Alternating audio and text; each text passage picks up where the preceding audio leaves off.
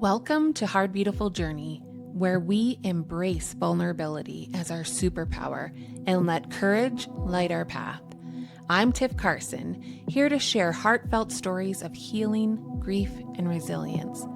Each week, I'll talk with guests from experts to everyday heroes about their journeys through adversity. Together, we'll uncover the beauty that emerges from life's challenges and how each experience can spark profound growth. Join us on this courageous journey of connection and transformation. Welcome to Hard Beautiful Journey. Today, we are diving into a conversation that aligns so deeply with the Healing Heart Journey framework, a journey of resilience, purpose, and connection. My guest, Angela Clement, has turned the profound pain of losing her husband into a mission to help others heal. Her work as a grief coach, healer, and creator of Awaken Your Soul's Journey beautifully reflects the pillars of this framework: using your voice, nurturing your soul, finding community, and igniting gratitude. Angela's story is one of transformation, where loss became the catalyst for profound healing, not only for herself, but for the countless people she supports. Through her writing, her online series, and her coaching, she offers a roadmap for turning heartbreak into hope. Welcome to the show, Angela. How are you? Great. How are you? Good. I have one very, very important question. And unless you know Angela or you've read her book, you might not know what we're talking about. But which one is your favorite? Terrace, War Lodge, or Rainbow? I love War Lodge. Why do you love War Lodge? That was where we stayed, and it's the most treed. Yes, It has the most lodge poles in it. exactly. So, what we are talking about is I just finished reading Angela's book, which we will get into, but I was pleasantly surprised to find out that you are a Saskatchewan girl like me. I was born and raised in Shaunavon and spent many years camping at Cypress Hills, Saskatchewan, which is one of Angela's favorite places to be. So yeah, I needed to find out which one was your favorite for sure. And it is, War Lodge is hands down my favorite. My family leans towards Terrace, but no, I'm a War Lodge girl. So I love that you are a War Lodge girl too. Yeah. So thank you so much for being here on the show today.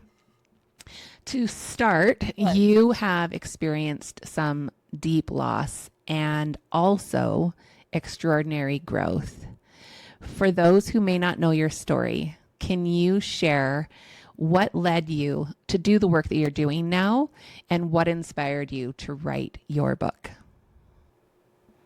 Well, in 2021, my husband of 35 years, Blaine, was diagnosed with colon cancer.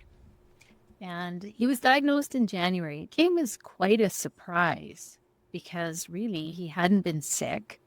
He had a little bit of pain, and we thought maybe it was gallbladder or something along that line, and then found out it was colon cancer. It was quite a shock. So he was diagnosed in January, and he passed away in October.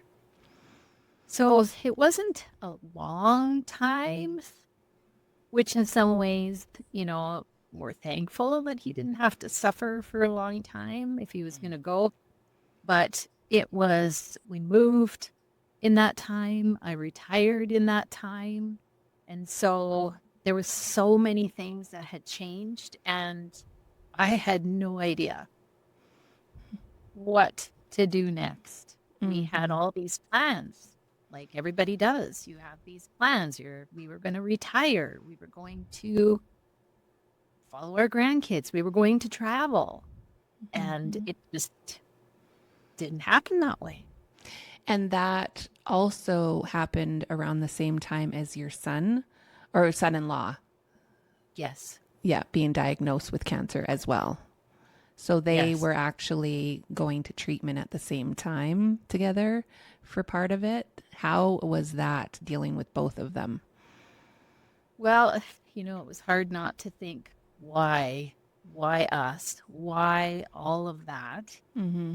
Um, and yet, Sheldon and Blaine had this special bond because of it. It was they were they got along really good before that, but this really cemented their relationship. And so, as hard as that was, it was a beautiful thing too, because they had that they shared together. Um, it was tough. It was Mm-hmm. really tough. And I felt like, I I didn't know how to support my daughter in that Because you because were going through it as well. yes. Mm-hmm. Yeah. Did you have that bond though because you were going through the same thing with your husband? Yeah, I think so. We talked about the medications that they were taking. I mean, if you can believe that was a bonding thing, but it was because I Mm-hmm. was showing her, how I kept track of things, and she was super organized. She had a binder. And it's overwhelming Mm-hmm. what they give you for medications for that, and Mm-hmm. you have to be on top of it. Yeah. Yeah. I wanted to clarify something or confirm something, sorry, with you is did Blaine pass away October 2021? Yes. My brother passed away October 27th, 2021, which I think was the day after Blaine.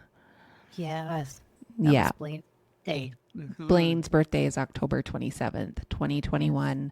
And that was the day that my brother passed away. So when I read that too, I was just like, oh my goodness. So I know any time of the year when somebody passes away, that time of the year is generally harder. So when it's starting to be Thanksgiving and it's starting to get cooler, that is just a reminder of the death anniversary, I call it. That is kind of the timing of when I know things are going to get a little bit harder. Is that the same for you around that time of the year?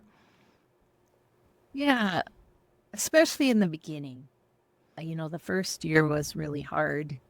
Um, the second year, not quite so much. Mm. And I found this year okay, Yeah. so it's just, I think, I've gotten used to figured out how to move through those emotions, and we've created new traditions, and so it's starting to get easier to go Mm-hmm. through.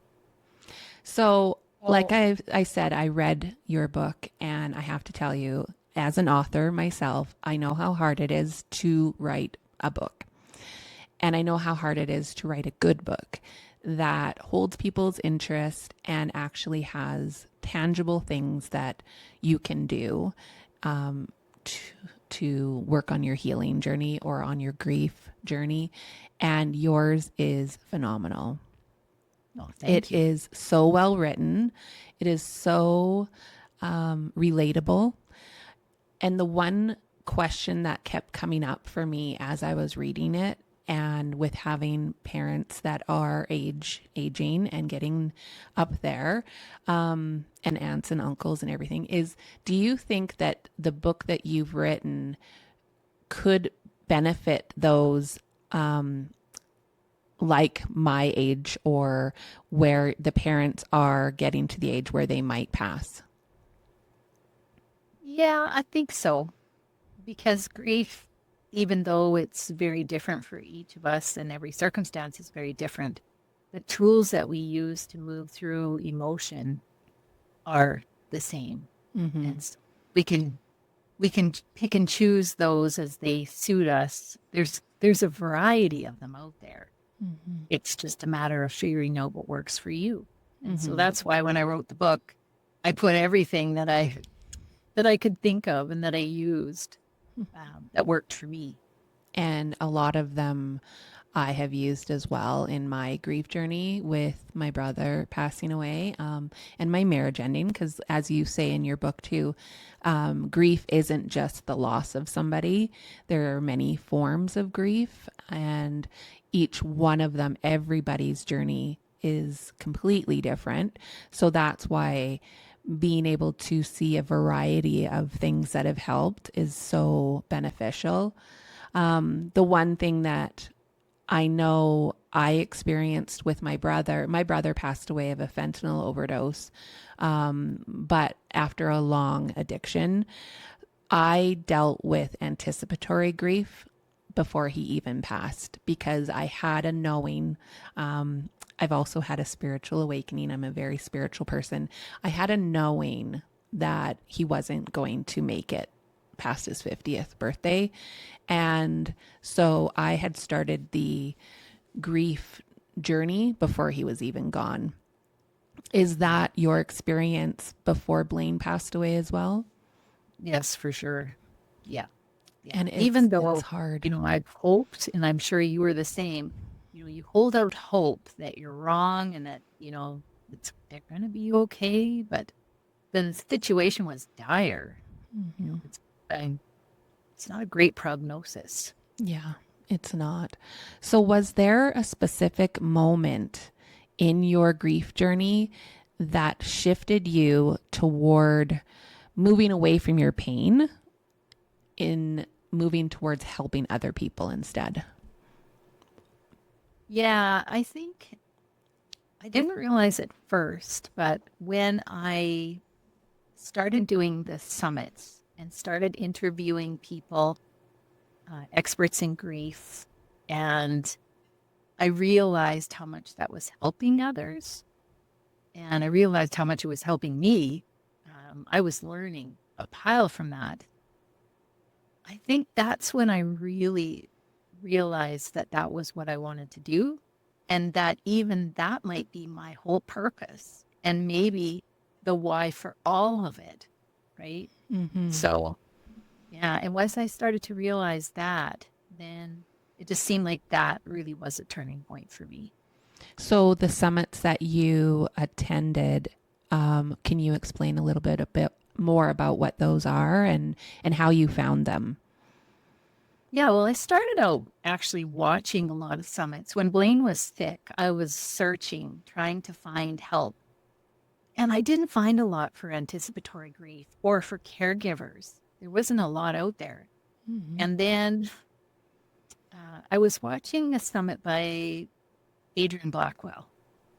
And she was the one that, after Blaine died, had offered this course. It was an energy healing course, and it had the offer of learning a lot of different modalities. And I was really interested in energy healing. And it was something I planned to do in my retirement. Mm-hmm. And so I signed up for that course. It started in January. The year that he was diagnosed. Yeah. Okay. So Yeah. just a few months after he passed. And I thought it'll help me, right? Because energy healing was something that, I really had lots of faith in. And I had gone to energy healers and I had got a lot of comfort and help from that. So I signed up for that course. And in the last half of that course, we were to do something for marketing and it was going to be a summit. Now, if I had known that when I signed up for the course, they would Be like, nope, I'm good. but she was so compelling and she was, she let us pick the topic. And so I was sure I was going to do grief. I mean, that was what I was going through. It was the only thing I could think about. Yeah. So as soon as I started looking and found out, there's all these grief coaches and there was psychic mediums and healers and this whole range of people that could help me in my journey. So I interviewed 25 people in that summit you did? Yeah. Wow. So I interviewed 25 people, sent out invite to people, that I didn't know, which was scary for me. I mean, what's the worst thing that can happen? They could say no, but I was still scared. Yeah. but I did it anyways. And after that, yeah, I just thought, wow, this is what I want to do. This Yeah. is what I want. Got to get this message out. So, your book, Awaken Your Soul's Journey, Awakening through grief. Awakening Through Grief, but you have a series called Awakening Your Soul's Journey, Yeah. right? Yes. Yes. Summit, yeah. It's such a powerful name. What does awakening the soul mean to you? And how does it tie into the healing process that you coach on? So I discovered through the process of grief and through, I would say, a very dark night of the soul. I had this Mother's Day from hell, I will call it.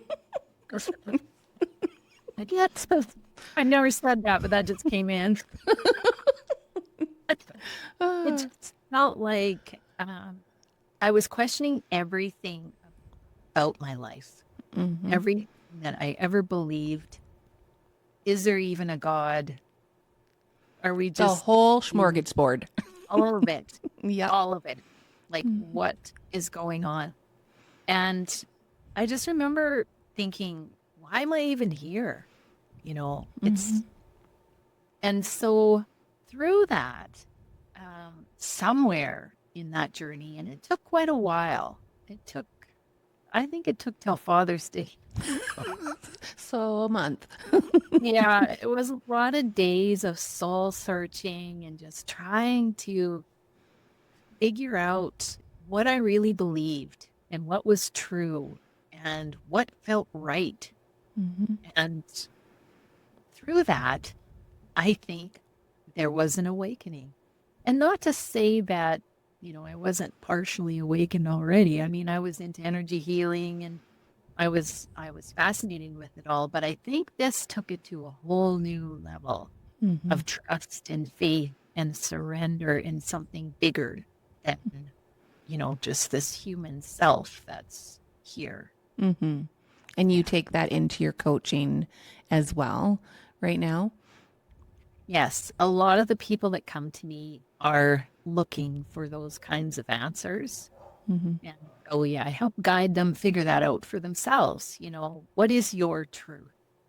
What do you truly believe? And really, it's almost like re-identifying yourself, because for so long I was Blaine's wife and I was the principal of the school. And when those things are stripped away, then who are you? Really makes you wonder. It really does. It makes you, even with losing my brother, that is an identity shift as well, right? When you lose a sibling. So now when somebody asks you how many brothers and sisters you have, well, I have two, but technically, so it's hard to adjust to that loss and the new identity of who you are and what your family looks like. In the Healing Heart Journey framework that I have, Find Your Tribe is one of my pillars. How has building a compassionate community supported your healing? And how do you help others create their own support system? Well, that was one of the first things that I did. I created a group get together, I called it Grief Group Get Together. Yeah. And I just, you don't know how this is going to go, but I just felt like if I opened up the space and people came, we would figure out what to talk about. Were you nervous to do that? Kind of, yeah, a little bit. Because Just I've wanted to do that too, and I keep thinking, what if nobody shows up? Yeah, well, and I mean, there's the question: what if nobody showed? Yeah. Oh well, the world's not going to end. But putting it out there and just trusting that if it was meant to be, that people would come. It was just, it still is every time I have one of those group get-togethers, I can feel the energy of those souls. And it's like, there's no accident about who shows up and when. And a lot of those people in that group have been with me for the past 2 years. And they keep coming back. Mm-hmm. Probably not because they need the support so much, Mm-hmm. but we've become this group that cares about each other and is curious about how each other is doing. And we still do have challenges. I mean, life is full of challenges, Mm-hmm. and it's going to continue. And so we help each other through that. And the grief journey is a roller coaster. It So is. some Yes. days you might need them, some days you might not, or some months you might not. But it's on those moments when you know you have those people to connect with. It's so important. And is this online or is this in your community? This is online on Zoom. Oh, Yeah. nice. Anyone is free to join, and I've got new ones that have started, and it's kind of neat because you have these ones that have been with you for a while and they've kind of gone through it, and they have their resources and the things that have helped them, and so they're able to share that. Mm-hmm. And I think it's really powerful. So, what does a session, or a meeting look like for a new person that might consider reaching out to you, but they are nervous? Yeah, so sometimes people are just too afraid to contribute, and that's fine. I just allow people to listen to the discussion, and sometimes they're even afraid to turn their cameras on. Mm-hmm. But it seems like over time, as they get more comfortable, then they start to, the cameras come on, and then some point they're able to say some things, and we're able to find out about them. And and sometimes they find out the group isn't for them, Mm-hmm. and that happens too. But a lot of what we talk about is not just grief and the challenge of that journey, but also the afterlife, spirituality, what we believe, Mm-hmm. research that we've been doing. We've got some members in there that are well read and share a lot of what they are reading and learning. Mm-hmm. So I'm an introvert by nature. Mm-hmm. And so this surprised me. It surprised me at how much I love it Mm-hmm. and how much I need it as Mm-hmm. much as. It's interesting that you just brought up that you're an introvert. So, I am a recovering introvert, like extreme introvert. I have a book actually on my bookshelf. It's called Painfully Shy, because you could not get one word out of me, and or I'd turn like 18 shades of red if somebody like tried to talk to me. Yeah. And it was actually in 2019, 2020, where I actually made the decision to put myself in the rooms where I was forced to say something, where I was forced to talk. And so I put myself in this business group, an online business group, and it was during COVID.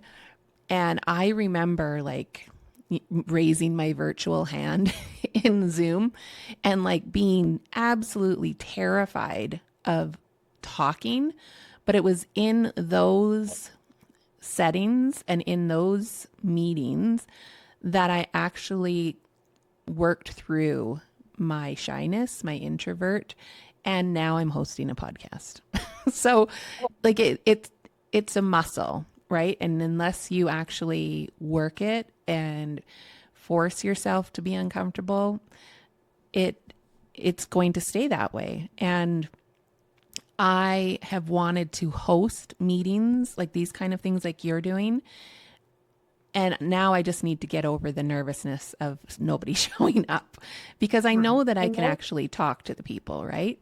So you have found that you, even though you're an introvert, you can actually do this. What else have these get togethers taught you or helped you with? I think the biggest thing I've realized is how important it is to have your grief acknowledged, to be able to hear someone else tell a story that resonates with you, or to be able to tell your story and have someone else truly understand what you're going through. Because I think when I first started with Blaine, I thought, nobody, yes, other people have gone through and lost their husbands, but no one lost Blaine, Right. right? Mm-hmm. Mm-hmm. But even listening to others talk about it was acknowledging the pain that I was feeling.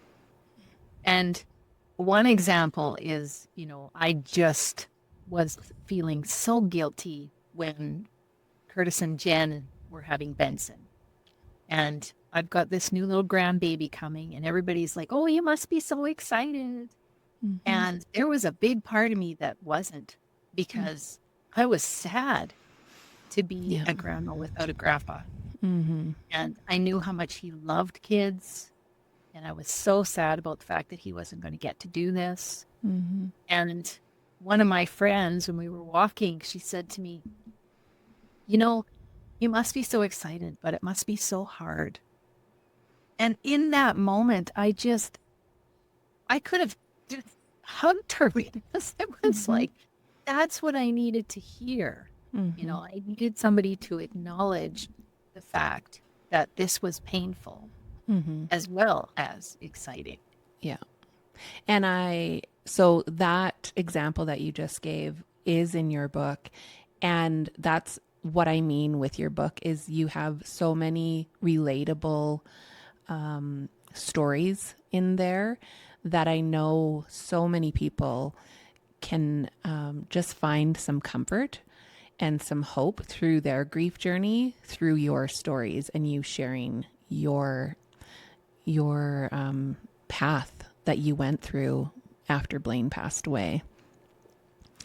So gratitude is a big one for me, and it often feels absolutely impossible in the depths of grief. How did you begin to ignite gratitude in your own life again after losing Blaine? It's funny how synchronicities happen, because I knew the power of gratitude before all of this, because I had done research on it as a principal. I had implemented it into our staff meetings. And then when all of this happened, um, I come across this book that had this gratitude journal. It was a book about a lady who had pancreatic cancer. Her husband had pancreatic cancer, and she just happened to have this accompanying journal. And so I thought, well, I can't really read the book. It was just too tender at the time, Mm-hmm. but I could do this journal. And I started doing it, and I realized it felt good to just sit down at the end of the day and write down a few things that I was grateful for, something that I did that was kind, and then kind of like recap at the end of the week, what were my most grateful moments. And what I found out is the common thread was always, it was about, I was grateful for my kids, I was grateful for family, I was grateful for those connections. Mm-hmm. And that little bit of doing something kind for someone every day too really seemed to keep my mind on positive rather than the negative. I was always thinking during the day, okay, what am I going to write in my journal tonight? I got to do something. It was, and once I got into the habit, it just took off. It just felt good. It truly it's hard for some people to believe who don't do gratitude journaling. Um, but it is like it becomes this thing where you're looking for the things that you're going to write about, because you don't want to get to that point and have nothing to write about. So I'm constantly like throughout my day, oh yeah, I can write about that tonight, or I can write about this in the morning, So it Mm. just shifts you out of that low point. And as soon as I start to feel sad or low, that is the first thing that I turn to is gratitude. And it is like a switch for me. I don't know about for you, but it is for me for sure. Yes. Yeah, and that kind of came full circle. I had kind of quit as I started feeling better. I was still journaling, but not necessarily specifically for gratitude. It was more just, recap of the day and maybe how some of my emotions were. But then I noticed when I was getting really worked up about something or couldn't go to sleep at night, if I just sat and thought about how grateful I was even just for this band that I'm in or that I'm warm or anything would just shift that and then I could go to sleep. So it has, really changed the way that I deal with some of these really strong emotions that come. Mm-hmm. So your book has talks a lot about spirituality, which, as I said earlier, I absolutely love because I'm on a beautiful spiritual journey as well. But not everybody is there. So some of my listeners might be skeptical about energy healing or spiritual side of grief work. What would you say to someone who feels disconnected from these concepts but is still seeking healing in their grief journey? Well, it's good to try some things. I mean, you don't have to adopt. If it doesn't feel right, I wouldn't do it, you know. Um, but to just keep an open mind because there's a lot of things that I thought were maybe out of my scope or that I couldn't believe were really true.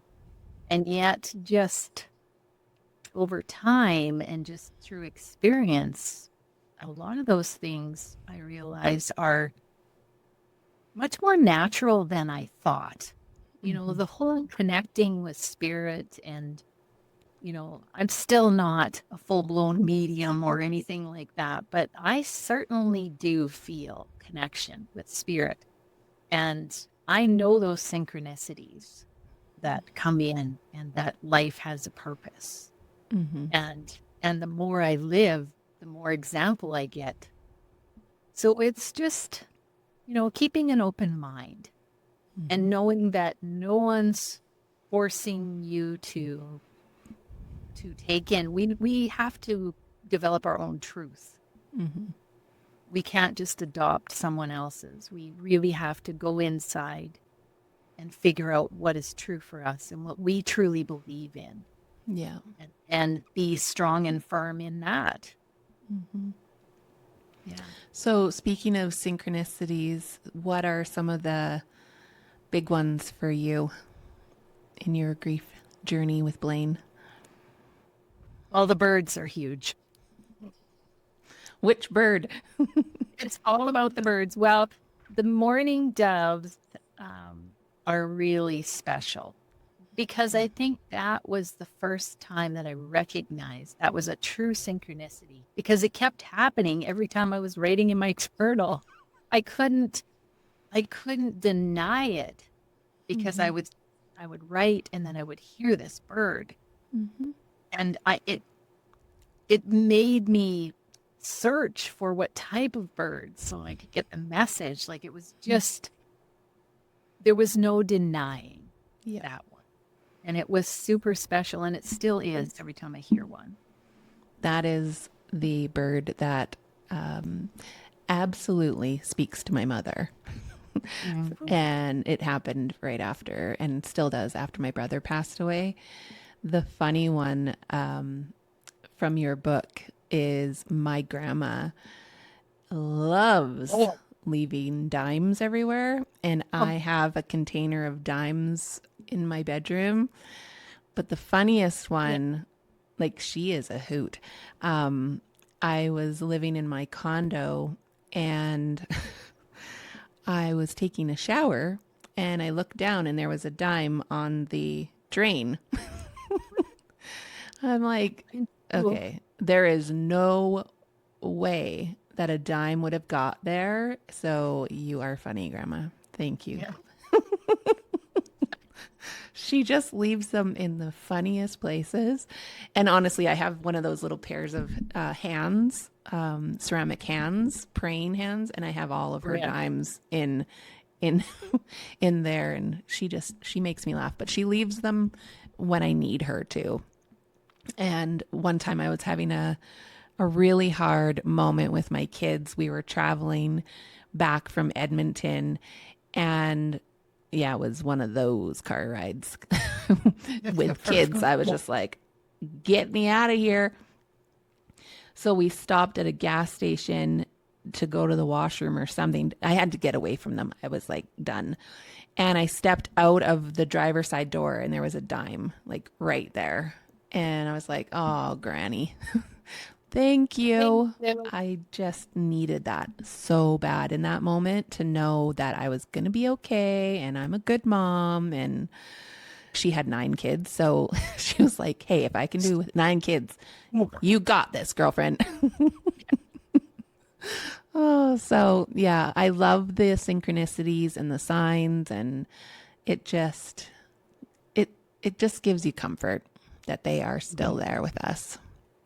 Yeah. So, beyond the spiritual practices, are there practical, I put that in quotes, everyday tools from your journey that could resonate with listeners, whether or not they identify as spiritual? Yeah. I mean, I talk about Mary Frances O'Connor because of the brain research. Mm-hmm. And I think that gives up people a lot of comfort because we get really worried about ourselves when we can't, when we think that they're going to come in the door or we go to phone them and we know they're gone. You Mm-hmm. know, but your mind, it takes a while for it to catch up. It takes a while for those pathways to redevelop. And so for me, it was always, I counted myself as two all the time. When we go to restaurants, go with the kids before them, and I would say there's six, right? Because Blaine was always there. Mm-hmm. Two plates out because he was always there, right? And it took a long time for my mind to get used to the fact that it was just me. And I really like her work because it's scientific and a lot of people can hang on to that. And if they're not into the spiritual thing, then that gives people a lot of comfort just knowing that it's normal. It's Mm-hmm. normal to happen. It just takes time to redevelop. What is her name again? Can you repeat that? Mary Frances O'Connor. Okay. Yeah. I interviewed her in one of my podcast episodes, and she's this fascinating lady. She's done so much research. Mm-hmm. Okay. I will put a link to that in the show notes as well. So in my Healing Heart Journey framework, use your voice is one of the pillars, and it encourages us to share our truth. What was it like for you to begin sharing your story so openly, and how has it shaped your healing? And was it hard for you to write your book? Well, it was terrifying to start putting my writing online. And that's really where it started was I was journaling and there was a couple of people that were working with me that said, you should just put it out as a blog. Mm-hmm. Just put it out there. Mm-hmm. What can it hurt? Right. And Famous last words. What can it hurt? yeah, it's terrifying. I'm like just what if people hate it? What if they criticize me? I don't know if I can handle it, right? Mm-hmm. I remember pushing the submit button, like just pushing it. And then afterwards going, what have I done? Delete. What have I done? Yep. And as I started to write more about the spiritual stuff, that was kind of scary too, because I Yeah. didn't, other people would accept that from me. And I realized afterwards that, it doesn't matter. That's not what it's about. But sharing your story is so cathartic. And so writing that book, I would write it and I would cry, and then I would read it out loud, and it would give it even more power, right? Like it was just like I would really cry. And Like the ugly cries. yes, Yeah. like the really guttural cries. And by the time I got done editing that book, and you know how many times you have to read it over and edit to get it to a publishing state. A lot. It's no longer charged anymore. I can tell my story, and it's really, it's Yeah. okay. Yeah.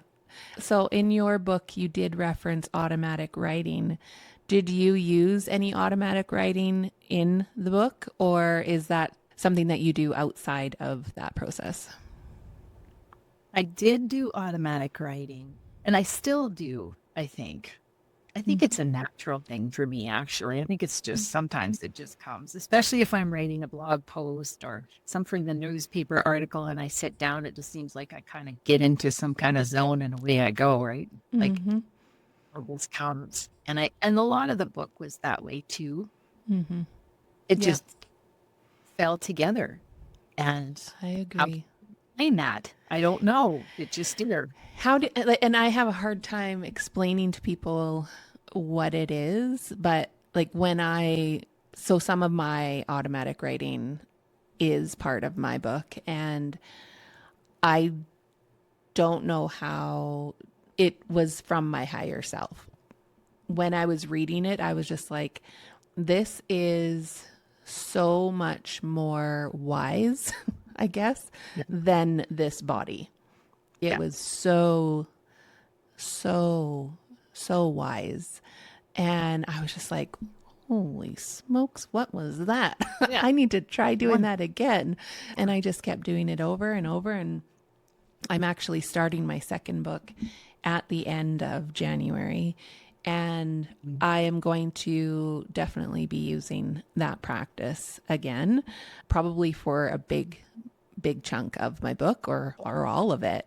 So for those who don't know what automatic writing is, I guess I would explain it as just getting into like a relaxed meditative state where I don't know about you, but I get into a deep meditation with my eyes slightly open and a pen and paper, and I just let my hand go. Is that how yours works as well, or are you a typer? Or I type. do you? Actually. Yeah.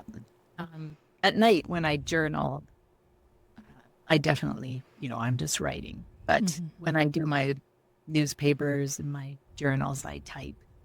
And I don't know, like sometimes it just seems like you say when you go back and read it, it's like, wow. That kind of sounds smart. Or just think ideas are coming in and you're like, okay, where did that come from? Oh, because sometimes I'll sit down and I go, I don't even know what I'm writing. Like I have no idea but as you sit there and just kind of wait for it, then out it comes. So. It comes, yeah. Yeah, like I said, I write. So there's times where I'm like,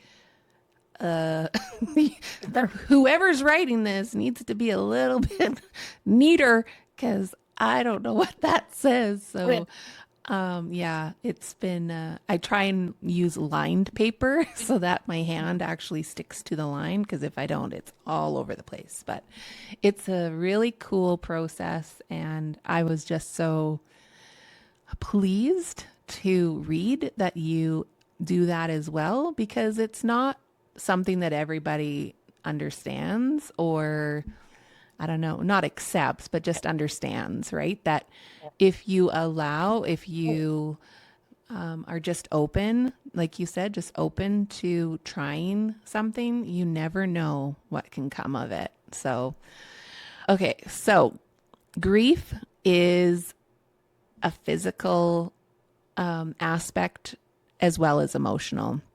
How did you learn to honor your body during this time?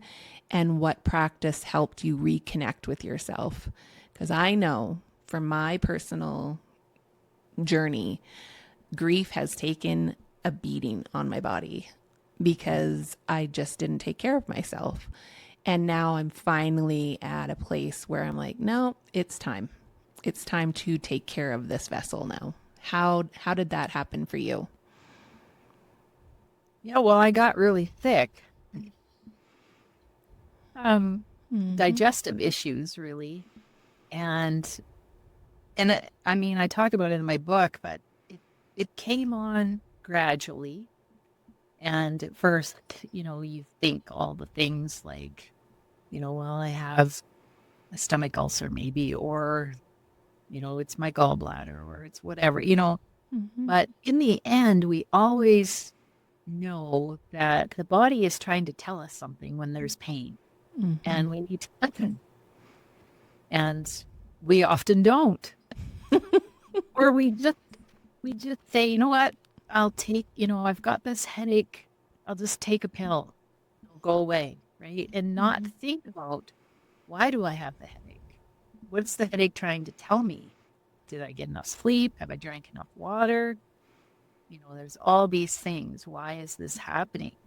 And I guess, I myself didn't realize the connection until I had a session with Suzanne Alexander. And I talk about that in my book, Mm-hmm. just how she taught me to talk to my body and to comfort it in that space and to realize that it's really just trying to tell me, you need to do X, Y, Z, or you need to pay attention because things are not good here.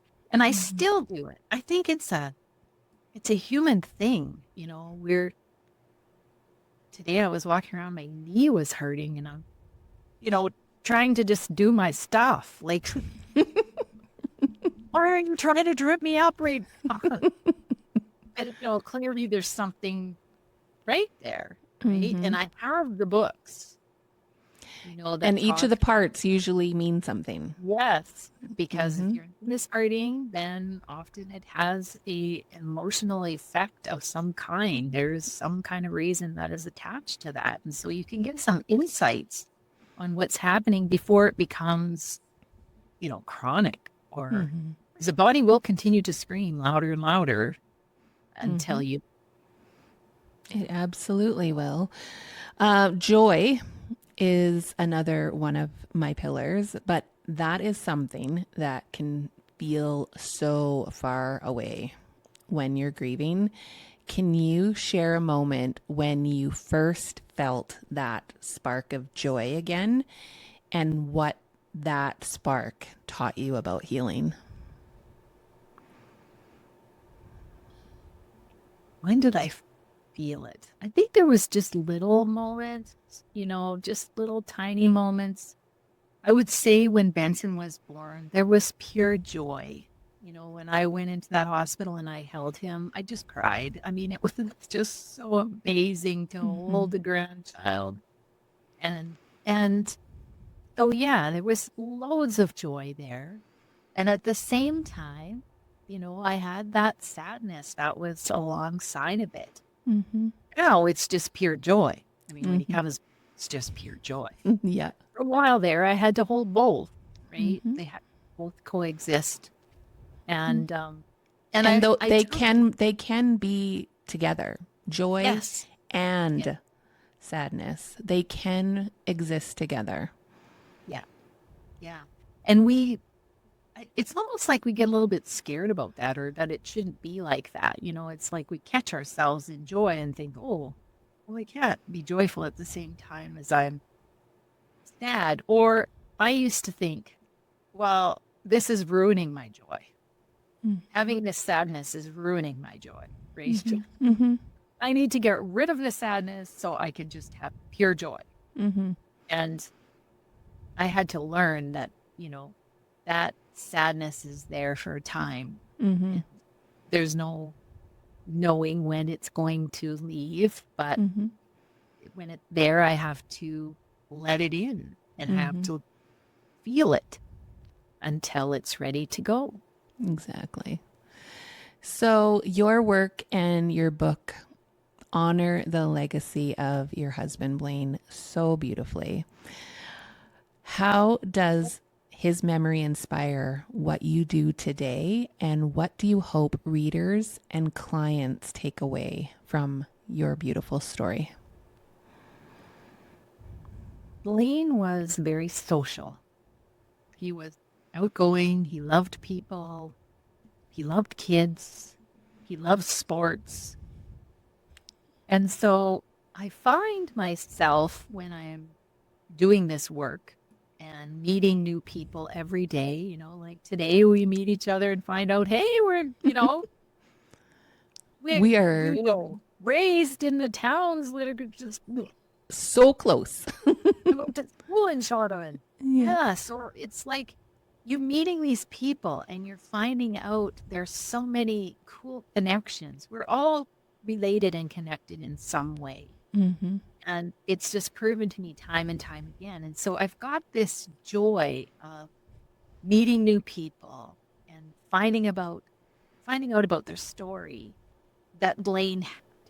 Mm-hmm. And I never really embraced that before he passed away. I never really understood it. He was the outgoing one. I just watched him do his thing, Yeah. Oh, Uh-huh. yeah. So I think about that. And I mean, this weekend we are going back to Valmarie and we're going to hold a memorial curling bonspiel. Oh, fun. Fun, fun. Were you Yeah. guys both curlers? Yeah, we were. And I had, of course, with the school, I was coaching curling, or let's just say I was managing the curling and he was coaching the kids. Yeah. And it was we had such fun doing that together. And Mm-hmm. he just loved that. Mm-hmm. And he loved curling. He loved all sports. He loved hockey. He He loved was a volleyball. Rough Rider fan too. Yes, he was. Yes. Yes. Mm-hmm. He still is. He Yes. still is. Yeah. Yeah. And so, yeah, these things are fun now, to be able to remember him and to go back to the community and to celebrate his life and what he loved and to do what he loved. Mm-hmm. I think that's what I want people to take away. That Yes. there's hope to be joyful again, that there's hope for life to be fulfilling again. And it really, you get meaning through your loved one. There is meaning there. And it's because the life they lived, I want to say you're carrying on the legacy, right? But you're doing that in your way. Mm-hmm. Mm-hmm. I love that. And I hope you guys have the best time this weekend in this. It's a bonspiel or like a tournament or Yeah, like a fun spiel. fun spiel. I hope you have the best time memorializing him and especially where you guys spent the majority of your marriage. So I end every interview asking my guests what they are grateful for today. Because, like we've talked about, there is always something to be grateful for. What are you grateful for today? I'm grateful that my higher self knew that this was the path I needed to go on and that I had enough support and people to help me realize that I needed to step on this path. Mm-hmm. And that I truly believe my higher self sent the people that I needed at the time when I needed it, exactly when I needed it. My higher self, Blaine, my angels, guides, whoever, those people show up just like you at the perfect time for me and for you. Mm-hmm. And it's just so beautiful. That synchronicity is so beautiful, and I'm so grateful for it. I am getting really good at listening to my intuition. And I got a nudge that said, you need to read Angela's book. And so I downloaded it on my Kindle. And literally, I was like, what? She's Val Marie? What? Cypress? The whole time I was like, what? Are you kidding me right now? So it was so cool to actually read another author's book that I can actually picture you living in Maple Creek, Saskatchewan, and all of those things, right? And driving to Cyprus down the road. And so it was just so cool to read that, but it was so good to read a book that I know I can recommend to so many people in this type of grief journey. So thank you so much for that. I am going to bring up how people can get in touch with you. So check out Angela at Instagram. There is her Instagram handle and then her website. And what sort of things can people work with you on? Well, I do one-on-one. I have a one-on-one program. It's a 12-week program that people can sign up for. I also have that support group. I do angel reading. And so if people are interested in that, I do that as well. And then there's some meditations on the site. If people want to start a book club and they want to use my book, I have some questions and things there to go along with the book. And I will do free 30-minute sessions with your group if you want me to do that. And and my podcast, of course, is all on And it your too. podcast name is? Awaken Your Soul's Journey, Embracing Grief as a Pathway to Transformation. And it is so good. You guys need to check it out. Could you hold up your book for me that is right beside you? Yeah. There it is. Oh, There it is. there it is. Yeah. Awesome. And Such a good book. I cannot recommend that one enough for anybody going through a grief journey. So thank you so much for sharing your story with us, and just like I said, just using your voice and having the courage to tell your story, because the more that we tell our story, the more people understand that they are not alone.